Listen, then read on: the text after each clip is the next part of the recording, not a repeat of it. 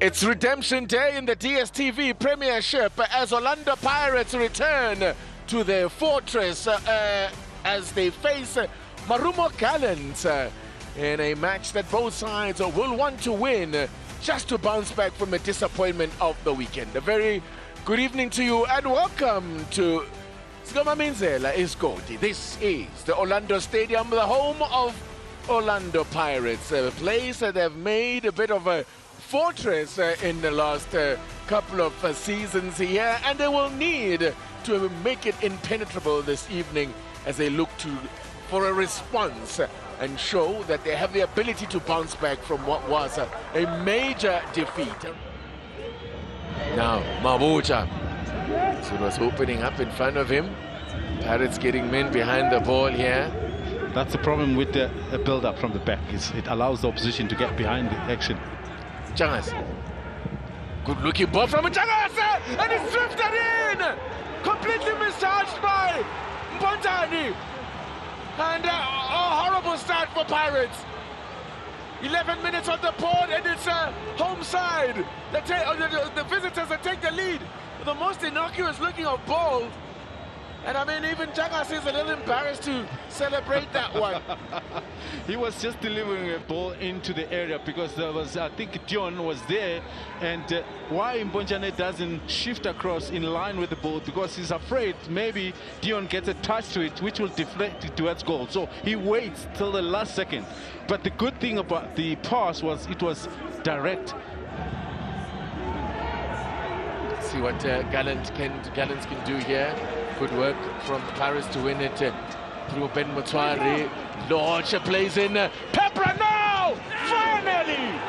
Finally he gets his first. Finally he breaks his duck. And a timely goal it is for Pepra. Kwame Pepra gets his first goal in Orlando Pirates colours. It's been coming. Beautifully set up there by Temikosi Lodge. The clever pass, defense splitting pass, and obviously in line with Pepra's run, and on the 10, no chance for Arobi. He's finally got himself on the scoreboard. Let's see what that does for his confidence now. He's looked a threat, but he needed the goal. Shandu charging through the midfield. Lodge popping up wide at this time. Flatted flat, and just double quick time. He's got a brace. I said, what will that do to his confidence? Well, there's your answer. It's the same combination. Lodge sets up Pepra. Some poor defending though from Marumo Gallants. But another player that came into the part in a big way, the Makubela, in how that he lets the ball pass. And that draws all the attention to Makubela. And as the ball goes past him, Pepra is almost like home and dry. Gets himself a brace in double quick time. Well, at the risk of sounding wiser after the event, it's been coming. You know, he has gotten into good positions. He just hasn't had the luck. You know, hasn't had the rub of the green. Could be a third, yeah! Oh! But the flag was up for offside. Assistance Tsokela had the flag up, but suddenly Gallants, that didn't look offside. That's a tight goal, but my word, all of a sudden, Gallants are all at sea defensively. The executive committee has resolved that Chiefs' request for postponement of their matches in December was declined, has been declined, and that they didn't make enough of a case. Let's have a look at this. I'll complete what I'm saying in a moment. Or rather, Lodge. Pepra, so strong! And what a save from Washington Arubi. That didn't even go out of play. Spectacular save from Washington Arubi. Strength of Pepra there in the ball there. Also to hold off. This man, he plays so well with his back to goal as well, does Pepra. Now could be a chance to finish it up here for Orlando Pirates, still alive. Hoto, in fact it was Trugamanja that was, but clear off the line. The Pirates are missing chances to wrap up the deal here. But it's not over yet here. Could be a chance here to make it 2-2. Was the flag up? It was. It wouldn't have counted anyway. Oh dear. I don't know. Was that offside, William Shongwe? No, That did not look offside. No. Abongile Tom ends this one and confirms victory for Orlando Pirates. It's another defeat against Orlando Pirates for Daniel Malisela. It's his first away defeat since taking charge of this side. For Pirates, they pick up yet another home victory. Home sweet home it is for the Buccaneers. It's finished here. Escotin Eskamaminsela. Fortress Orlando. It's Orlando Pirates 2, Marumo Gallants 1. Coach Mandla, back to winning ways. What's your verdict on the performance you saw tonight?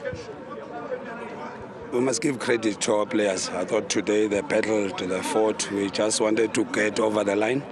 And when you have a team that does that, especially after the catastrophic setback that we came from, and for the players to fight like that, it showed character, it showed personality. And maybe for Pepra, that he started scoring. We just kept on the belief on him. But in the schedule, you could see second half that fatigue was visible in our team. We haven't rotated much. You get a happy from the injury list. He has to play 90 minutes because Ndai is out without making excuses. But I'm just happy that we battled. Today it was not even important that how we play. We just wanted to get over the line. I think our supporters deserve better. Our chairman deserves better. And it's processes that all big teams go through. You can count in any country that at some point the transformation has to happen. We cannot go for finger pointing.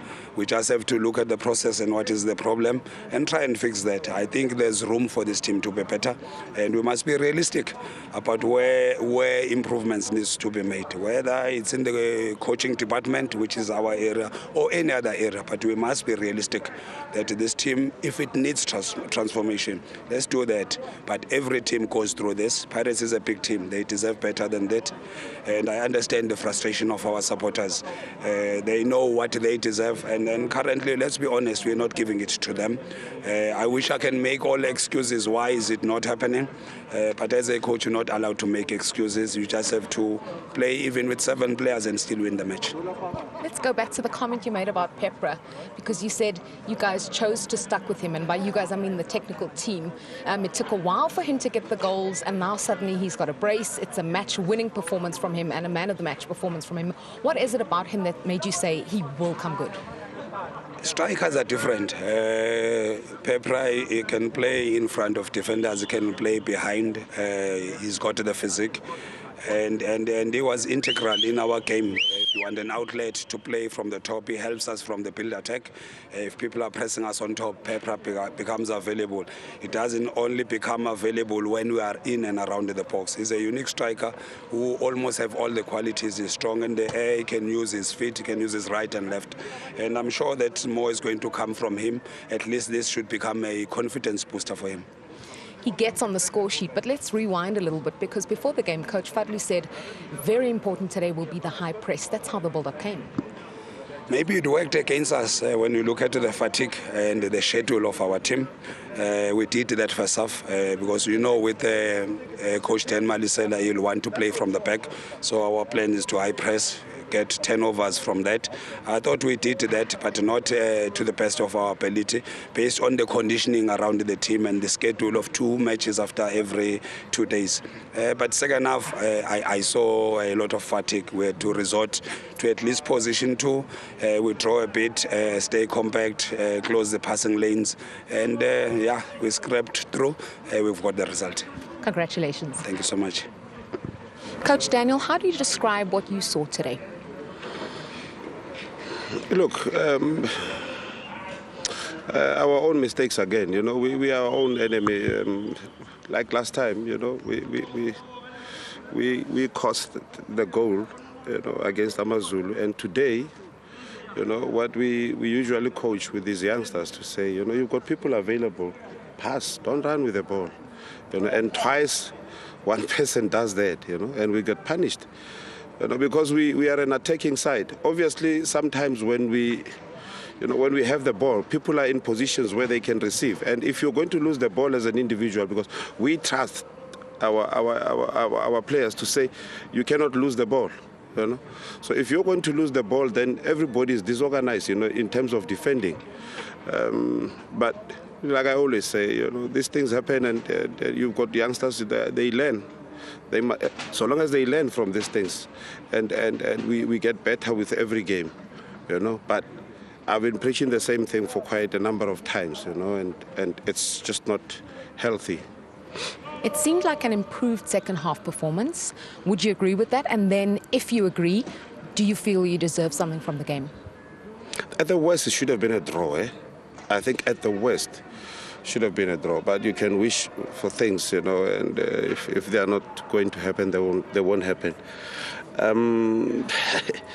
I don't know, the decision-making around the box, you know, where people place themselves, and when we need to share the ball also let us down, you know. We've got other people available, but people want to take shots at goal on their own, and it's not going to work, you know. This is a team. It's not an individual's business or club, you know. We have to share things. We have to share the load of work. Much as when we defend together. When we attack, we must attack together and help. You know, when somebody's available, pass them the ball. You know, like I said, we are going to another game, so let's see what we can fix in the one day. And you know, it's theory again. But I'm also pleased that we then have this period in January where one will have ample time to fix the team.